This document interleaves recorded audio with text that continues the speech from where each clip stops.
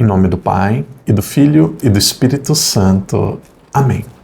Queridos irmãos e irmãs, sejam muito bem-vindos hoje para mais um dia de estudo. Hoje nós estamos no dia 353. Com a graça de Deus, hoje nós vamos continuar a meditação, nós vamos meditar uma carta toda, a carta de São Paulo, a carta de São Pedro. Hoje, 5 capítulos, Pedro, do capítulo 1 até o capítulo 5. E amanhã, segunda carta de São Pedro.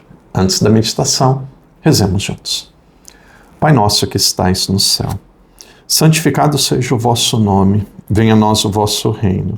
Seja feita a vossa vontade, assim na terra como no céu. O pão nosso de cada dia nos dai hoje. Perdoai-nos as nossas ofensas, assim como nós perdoamos a quem nos tem ofendido. E não nos deixeis cair em tentação, mas livrai-nos do mal. Amém. Ave Maria, cheia de graça, o Senhor é convosco. Bendita sois vós entre as mulheres, e bendito é o fruto do vosso ventre, Jesus. Santa Maria, Mãe de Deus, rogai por nós, pecadores, agora e na hora de nossa morte. Amém.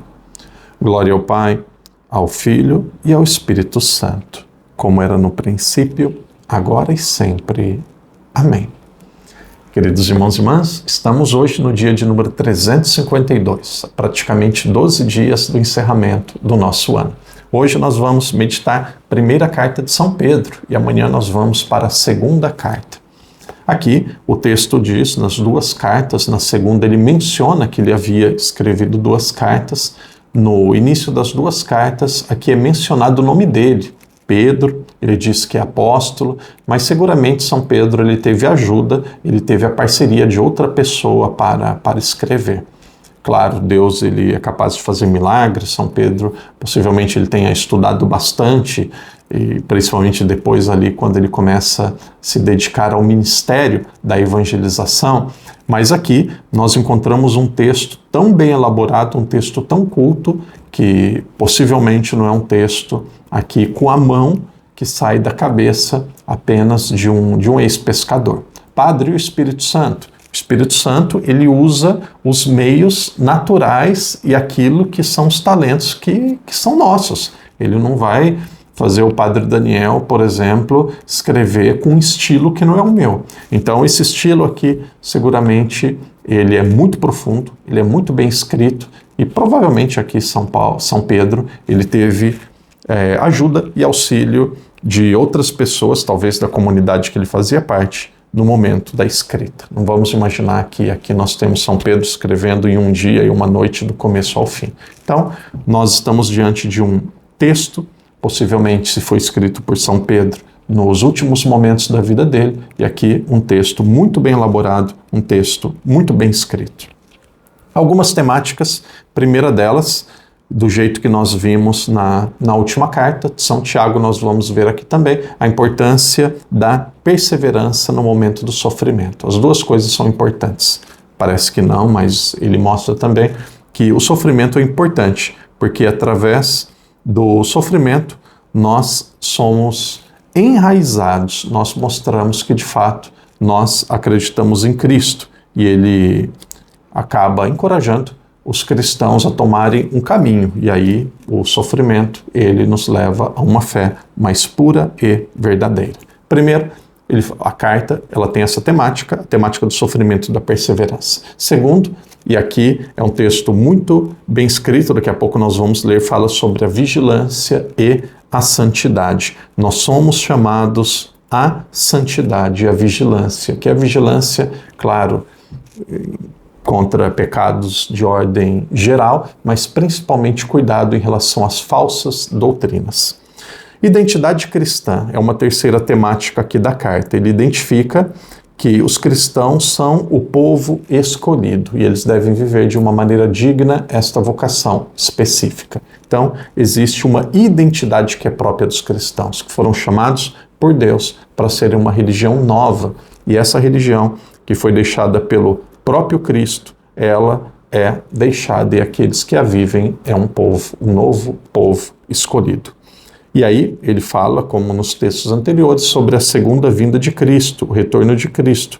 Ele enfatiza e ele diz que as pessoas devem estar sempre prontas em prontidão e também em alerta para a segunda vinda de Cristo. E aí, outro tema, talvez o último deles, vai falar sobre falsas doutrinas. A advertência contra falsos mestres e a importância da verdadeira doutrina são fundamentados. Tudo isso para quê? Para nos ajudar a evitar que nos afastemos da verdade. Então aqui nós temos as temáticas principais desta carta de São Paulo. Se alguém quiser ver aquilo que foram as razões da fé, eu penso que as razões da carta, nós temos aqui 3 razões principais, principalmente para ensinar, colaborar com a comunidade na defesa da fé, diante de, aqui era um contexto que haviam falsas doutrinas, pessoas que estavam vivendo um cristianismo que não era o cristianismo original. Então a carta era escrita para quê? Para orientar as pessoas a viverem a fé de maneira correta.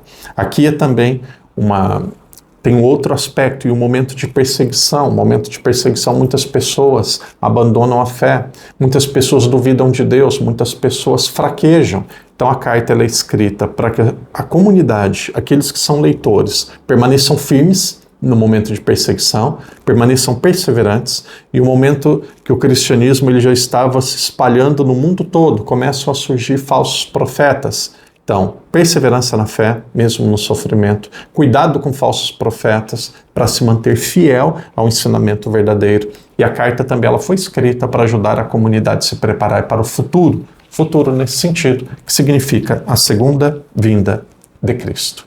Então aqui nós temos os temas e também a razão da carta. Como o padre disse, foi escrita seguramente muito próximo ali nos últimos anos de vida de São Pedro. Já era um Pedro ali muito maduro. Novamente, muitos estudiosos vão dizer que essa carta não é de São Pedro. Ela é assinada por ele, tem o nome dele e nós vamos respeitá-la como tal.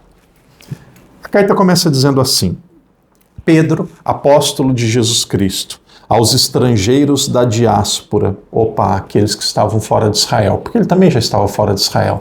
O ministério de São Pedro foi praticamente todo exercido fora de Israel. Ele vai para aquilo que nós chamávamos de Ásia Menor.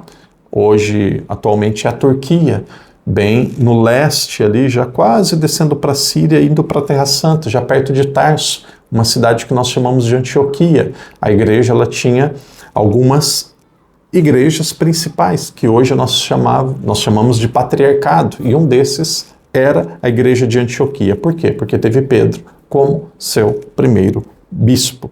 Então, São Pedro, ele viveu durante muito tempo fora de Jerusalém, fora de Israel. Então ele diz que ele escreve a igreja, ele escreve para os estrangeiros da dispersão, do Ponto, da Galácia, da Capadócia, da Ásia e da Bitínia, eleitos segundo a prescrição do Pai, pela santificação do Espírito Santo, para obedecer a Jesus Cristo e participar da bênção da aspersão do seu sangue. E aí, como diz São Paulo, ele utiliza aqui os mesmos termos: graça e paz vos sejam concedidas abundantemente. E aí, ele vai dizer que através de Cristo nós somos gerados novamente. Aqui é um texto muito rico, versículo 3. Bendito seja o Deus e Pai de nosso Senhor Jesus Cristo, que, em sua grande misericórdia, nos gerou de novo pela ressurreição de Jesus dentre os mortos. Então, pela ressurreição de Jesus, nós somos como que gerados novamente. Texto muito rico, confesso que eu tive muita dificuldade de resumi-lo e não grifar aqui praticamente o texto todo. Então, aqueles que ouvem primeiro padre, quando forem ler, vão perceber aqui que realmente nossa vontade é de grifar praticamente o texto todo. Ainda na sequência do capítulo 1, dos versículos 6 ao versículo 9, nós temos aqui a fé. Para ela ser autêntica, ela precisa ser provada, ela precisa ser desafiada. Ele diz sobre a autenticidade comprovada da nossa fé, que é mais preciosa do que o ouro. E aí ele vai dizer que perece, e a nossa fé, cuja genuicidade é provada pelo fogo, alcança louvor, glória e honra por ocasião da revelação de Jesus Cristo. Nossa fé provada, ela vale mais do que o ouro. Por quê? Porque ela alcança a nossa salvação. Vai dizer também sobre, ele vai afirmar, vai falar sobre os profetas, e ele vai deixar claro que a revelação profética já anunciava o Espírito, já anunciava o Espírito Santo e também anunciava a Cristo. Isso a partir do versículo 10. Agora, de uma forma muito prática, a partir do versículo 13, nós vamos encontrar aqui sobre a prontidão do Espírito, a prontidão da alma. Em que? A prontidão da alma em estar preparado para se encontrar com Deus. E ele diz assim: sede sóbrios e ponde toda a vossa esperança na graça que vos será trazida por ocasião da revelação de Jesus Cristo. Versículo 16, aqui tem que grifar com uma cor diferente. Eu tenho sempre aqui a minha caneta e aqui já está grifado no versículo 16. Aqui é uma máxima, é a meta da vida cristã. Sede santos, porque eu sou santo. Ele falando aqui do Pai. Sede santos, porque eu sou santo. Versículo 18, aqui merece a nossa contemplação, merece aqui o nosso cuidado, ele falando aqui sobre Cristo e falando como que deve ser a vida de um seguidor dele. Veja os versículos 18. Eu vi aqui duas temáticas que eu penso que são muito importantes e merecem a nossa meditação. Versículo 18. Pois sabeis que não foi com coisas perecíveis, isto é, com prata ou ouro, que fostes resgatados da vida inútil que herdastes de vossos pais, mas fostes resgatados pelo sangue precioso, como de cordeiro sem defeito e sem mancha, Cristo, conhecido antes da fundação do mundo, mas manifestado no fim dos tempos por causa de vós. Então ele diz que Cristo já existe desde antes da criação do mundo. Cristo, o Filho, é eterno, ele é Deus. E aqui ele diz também sobre a nossa redenção, sobre o nosso resgate, que foi realizado por alguém que se ofertou como um cordeiro sem defeito e com um sangue precioso. Então aqui dois aspectos da cristologia que são fundamentais para a compreensão de quem é Cristo. Cristo é Deus, Jesus é Deus, existe desde o princípio. Ele é Redentor, é aquele que nos salva porque ele é sem pecado, ele é perfeito, e através do seu sangue, as nossas culpas, elas são perdoadas, elas são lavadas por Deus. Versículos de 22 até o final do capítulo 1, até o 21, vai dizer que nós devemos crer em Deus e devemos crer na ressurreição de Jesus. Aqui diz sobre a obediência à verdade e também sobre o amor fraterno. Veja, primeiro vai dizer que nós devemos acreditar que ele ressuscitou, isso daqui está no versículo 21, mas na sequência essas duas coisas elas são inseparáveis. Quer ser um bom católico, quer ser um bom cristão, obediência à verdade. Obediência à verdade. Veja, aqui não é só acreditar. Eu acredito que Jesus é Deus. Eu acredito que ele deixou uma igreja. Não é só acreditar. Aqui é obediência também à verdade. Isso daqui fica claro no versículo 22. Para mim, esse versículo 22 aqui, ele também merece ser grifado e pode ser estudado com calma. Pela obediência à verdade, purificastes as vossas almas para praticardes um amor fraterno sem hipocrisia. Amai-vos uns aos outros ardorosamente e com coração puro. Então, obediência à verdade e amor fraterno sem hipocrisia. Aqui nós temos dois conselhos de São Pedro, duas marcas dos cristãos. Na sequência nós temos o capítulo 2. O capítulo 2 ele vai enfatizar a identidade dos cristãos como pedras vivas e sacerdócio santo. Aqui nós vamos ver a promoção de uma vida exemplar diante dos gentios, que é instalada. Aqui nós temos A palavra promoção no sentido de um incentivo. Os cristãos devem se comportar de forma reta diante dos pagãos, diante dos gentios, mesmo em situações de sofrimento e opressão. Mesmo diante de sofrimento e opressão, os cristãos devem se comportar de forma correta entre os pagãos. Capítulo 2, algumas partes aqui podem ser grifadas. Eu gostaria de começar a partir do versículo 5, que diz assim: do mesmo modo também vós, como pedras vivas, prestai-vos à construção de um edifício espiritual, para um sacerdócio santo, a fim de oferecer sacrifícios espirituais a Deus por Jesus Cristo. O que significa viver a santidade? Viver a santidade é oferecer um sacrifício a Deus. O que é um sacrifício? É uma prenda, um presente, uma oferta. E qual que é essa oferta? Essa é uma oferta espiritual. Uma pessoa que vive a santidade, ela é como se fosse um sacerdote. Pelo batismo nós somos reis, profetas e sacerdote. Uma vida santa é exercermos o nosso sacerdócio oferecendo uma oferta espiritual a Deus, um louvor a Deus. O que os sacerdotes da antiga aliança faziam? Ofereciam animais a Deus.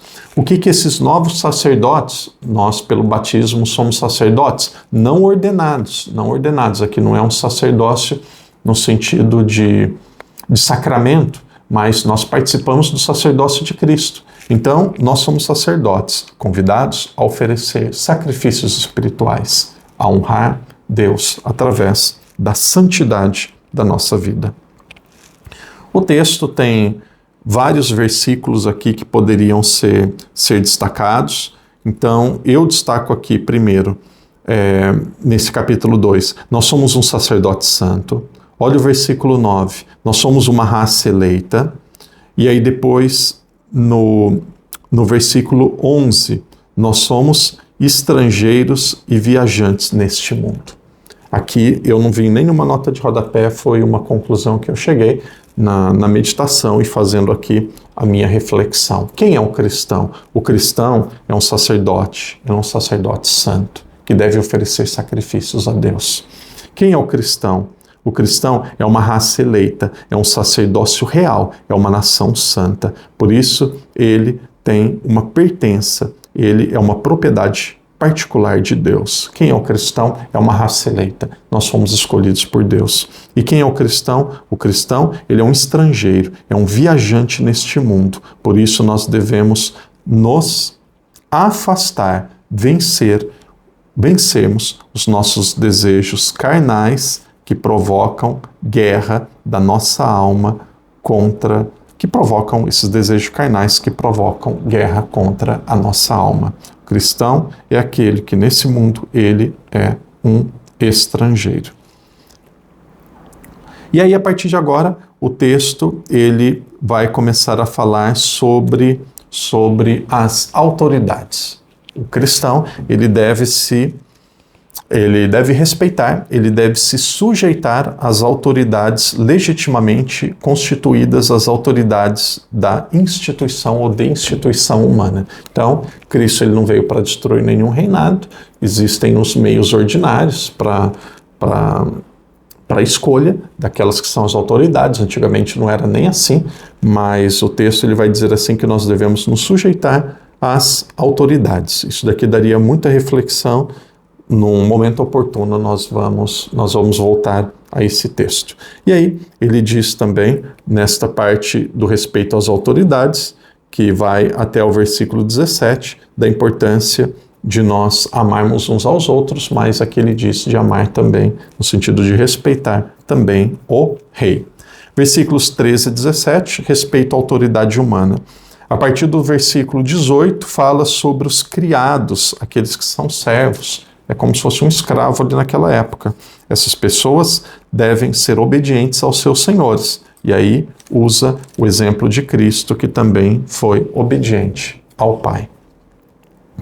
Depois, na sequência do capítulo 2, nós temos aqui um exemplo de Isaías. O texto é citado, Isaías capítulo 53, versículo 12. Que diz que o Cristo ele foi levado ao matadouro como uma ovelha silenciosa, alguém que não tinha culpa. Então, até o próprio Cristo, que não tinha culpa, que não pecou, que não falhou, ele entregou a sua vida pela remissão de muitos. Isso daí vai dizer a cada um de nós que nós devemos seguir o exemplo do Cristo sofredor. Aqui, possivelmente, em um período de perseguição, nós vemos aqui a tendência que São Pedro estava tendo. Ele não vai embater, ele não vai confrontar contra o Império Romano. Então, nós encerramos assim o capítulo 2 e agora nós temos o capítulo 3, que fala sobre conduta em relacionamentos, incluindo orientação para os casais. E aí ele fala sobre a importância de nós respondermos o mal com o bem e a esperança, que deve ser um grande valor e uma grande base na vida cristã. Nós temos aqui sobre o matrimônio a partir do versículo 7. Ele diz que o matrimônio deve ser a vida conjugal, um deve respeitar o outro, diz como que a mulher ela deve respeitar o seu marido e que eles devem frequentar, estar unidos também através da vida de oração. Através do casamento nós podemos nos salvar, isso daqui fica evidente nesse versículo 7. A partir do versículo 8, agora ele começa falando do matrimônio, versículo 7, versículo 8, ele diz sobre os cristãos de uma forma geral. Como que devem ser os cristãos? Ele diz assim, sede todos, aqui não falando só sobre casamento, sede todos, unânimes, compassivos, cheios de amor fraterno, misericordiosos e humildes de espírito. Não pagueis mal por mal, nem injúria por injúria. Ao contrário, bendizei, porque para isso fostes chamados, isto é, para serdes herdeiros da bênção. E aí eu coloco aqui na sequência, no versículo 10, 11 e 12, eu coloco aqui, conselhos para dias felizes. Aquele que ama a vida e deseja ver dias felizes, guarda a sua língua do mal e seus lábios de proferir mentiras. Afasta-se do mal e pratica o bem. Busque a paz e siga, porque os olhos do Senhor estão sobre os justos e seus ouvidos estão atentos à sua prece. Mas o rosto do Senhor se volta contra os que praticam o mal. Versículos de 13 a 17. Aqui o padre vai ler e aqui vai mostrar como que deve ser o comportamento de uma pessoa diante da perseguição. Nós não vamos conseguir ler tudo, mas vocês coloquem este texto. O padre mostra aqui rapidinho. Olha, eu grifei, eu circulei. Como vocês já viram aí, eu sugiro que vocês também grifem e circulem. Versículo 14. Sofreis por causa da justiça. Aqui, para mim, esse capítulo 3, versículo 15, aqui é um dos textos que eu mais gosto. Estais prontos para dar razão da vossa esperança a todos aqueles que o pedem, mas fazer isso com mansidão e respeito. O que significa estudar? Ter conhecimento, estar sempre prontos a dar razão da vossa fé, mas fazer isso com respeito. E aí ele vai dizer sobre a possibilidade de sofrer, mas nós devemos sofrer e continuar praticando o bem e não o mal. Versículo 18 fala sobre a redenção, que Cristo é o Redentor. Com efeito, também Cristo morreu uma vez pelos pecados, o justo pelos injustos, a fim de vos conduzir a Deus. Morto na carne, foi vivificado no Espírito, no qual foi também pregar aos espíritos em prisão, ou seja, aqueles que estavam na mansão dos mortos. Ele vai dizer que Cristo desce à mansão dos mortos também para salvá-los. Na sequência, ele vai falar sobre o batismo, que nós nos unimos a Cristo através do batismo. Isso aparece no versículo 21. Texto longo, apenas um dia, não é muito fácil do texto ser lido. Capítulo 4, nós temos aqui São Paulo dizendo da importância do rompimento com o pecado. Ele vai citar vários tipos de pecado, principalmente os pecados da carne, as seduções humanas, que muitas vezes nos unem aos pagãos. Versículo 7 vai dizer que nós devemos estar preparados para a vinda do Senhor, que nós chamamos de parousia. E como que nós fazemos isso? Através de bons comportamentos, amor mútuo, hospitalidade, cuidado no falar, o serviço com o próximo. E aí ele vai dizer que nós devemos também ser felizes em servir a Cristo. Se nós estamos sofrendo, é outra coisa, mas o principal, devemos estar felizes, porque somos bem-aventurados se sofremos por Cristo. Capítulo 5 é uma admoestação final, e essa admoestação ela é feita aos anciãos, que são os líderes da comunidade, que devem pastorear, cuidar da comunidade. Ela é feita também aos jovens, a partir do versículo 5. E aí, em geral, o conselho de São Pedro, terminando a sua carta, é: sede sóbrios e vigilantes, pois o vosso adversário, o diabo, vos rodeia como um leão a rugir, procurando a quem devorar. Resisti-lhe firmes na fé, sabendo que a mesma espécie de sofrimento atinge os vossos irmãos que estão espalhados pelo mundo. Perseverai, ficar firmes diante das provações. Esta é a primeira carta de São Pedro, capítulos 1 a 5. Amanhã nós meditaremos a segunda carta. Em nome do Pai, do Filho e do Espírito Santo. Amém.